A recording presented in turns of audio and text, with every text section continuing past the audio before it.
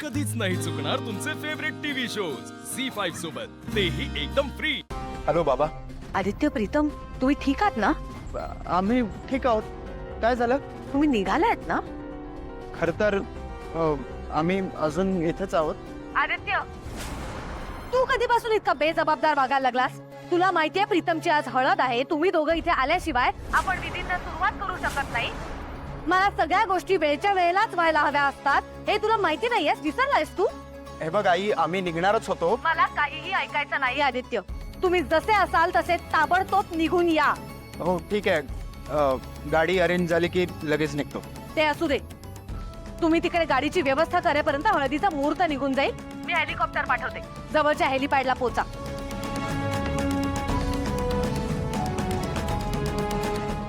नको काळजी करू, येतील ते वेळेत. प्रीतम सर,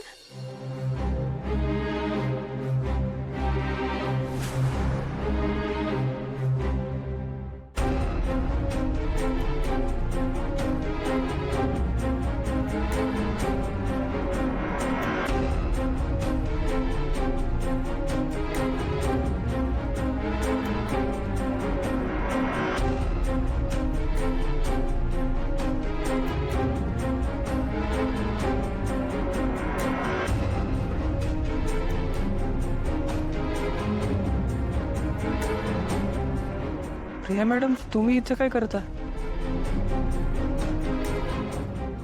हा इथं ते आपल्या सोबत आहेत.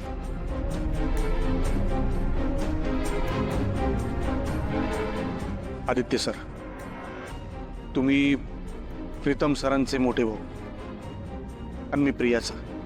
आपण दोघं मोठे भाऊ या नात्यानं आपल्या घरच्यांच्यात काही प्रॉब्लेम्स असतील तरी आपली जबाबदारी बनते या दोघांना एकत्र आणण्याची, असं मी तरी मानतो. काय हो प्रीतम सर, हिला आमच्या घरातनं घेऊन जाणार असं ठरवून आला होतात ना? मग हिला एकटीलाच मागं रडत ठेवायचं होतं काय? ती मनानं केव्हाच तुमची झाली होती. आमच्या इथं फक्त शरीरानं होती. त्यामुळे मला असं वाटलं की तिनं तिच्या प्रेमासोबत सुखानं राहावं. ऐका माझं, तिला तुमच्या सोबत घेऊन जा. प्रीतम सर, मला तुमच्याशी बोलायचं, पण एकांतात.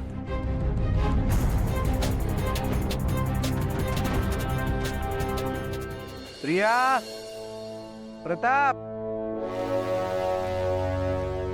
अरे कुठे गेले?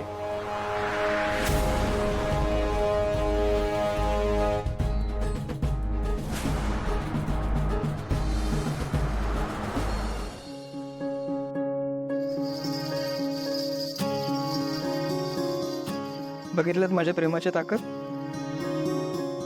आलात ना माझ्याकडे? हो का? पण माझ्या प्रेमात जास्त ताकद आहे. हं? अरे बघा ना, म्हणूनच तर तुम्ही माझ्यासाठी शहरातलं सगळं ऐशो आराम सोडून इथे गावात आलाय. ऍक्च्युली आहे का? म्हणजे बघा ना, हे सगळं किती सुंदर आहे. कोण कुठल्या शहरात राहणारा मी, माझं मजा लय आरामात जगत होतो. अचानक गावात येतो काय, ते तुमच्याशी ओळख होते काय, तुम्हाला बघून माझी विकेट पडते. किती अनबिलिव्हेबल आहे ना सगळं.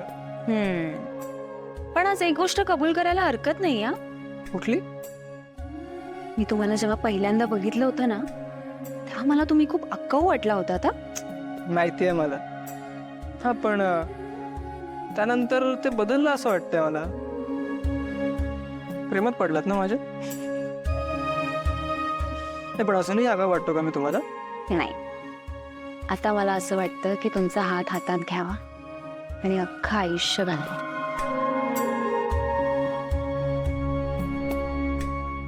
प्रिया मॅडम, तुम्ही ना, मी एकदम परफेक्ट लाईफ पार्टनर आहे माझ्यासाठी. बघा ना, तुम्हाला भेटल्यापासून किती बदललोय मी. माझ्या आईला पण माझा अभिमान वाटतो आता. प्रीतम सर, ही सगळी प्रेमाची ताकद आहे. माणूस जेव्हा प्रेमात असतो ना, तेव्हा समोरच्याला आहे तसं स्वीकारतो. पण त्याच वेळी स्वतःमध्ये स्वतःहून बदल घडवून आणतो. हीच तर प्रेमाची ताकद आहे. मला ना तुमचे मोकळे केस खूप आवडतात.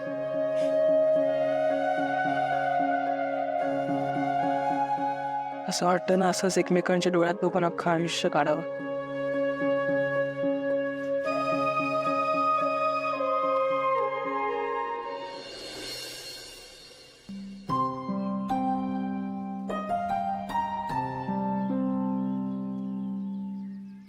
गेले कितीतरी दिवस मी स्वप्नात जगत होते. आदित्य सरांची बायको म्हणून अभिमानाने 4 चौघांच्या समोर ताठ मानेनं जगत होते. माझ्या नवऱ्यासोबत घालवलेले दिवस मी कधीही नाही विसरू शकत.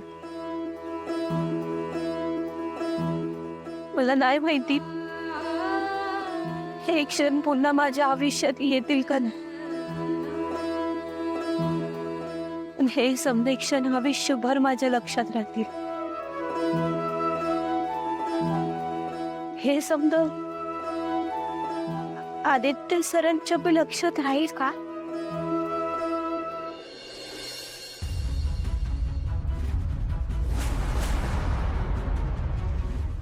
आदित्य सर,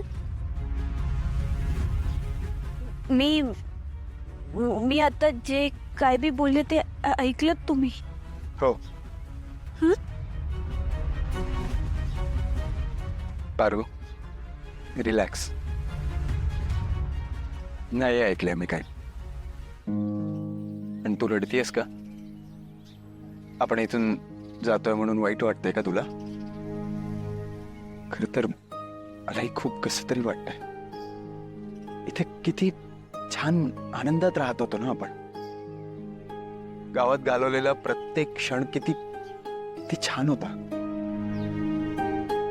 पण आता हे सगळं सोडून जायचंय. प्रीतम आणि प्रियाच्या लग्नासाठी किती मेहनत घेतली आपण.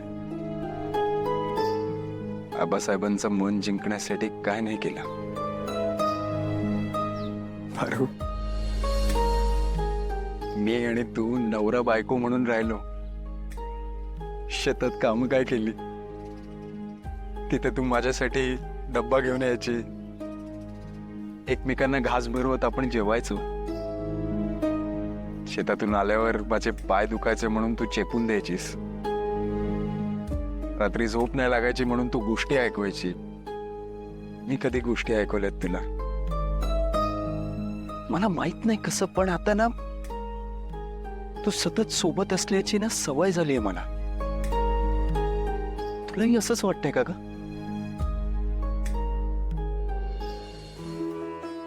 तुम्हाला काय सांगू, आज आपला शेवटचा दिवस. उद्यापासून आपण एकत्र नाही राहू शकणार. झी 5 ॲप डाउनलोड करा आणि पहा सर्व एपिसोड्स एकदम फ्री.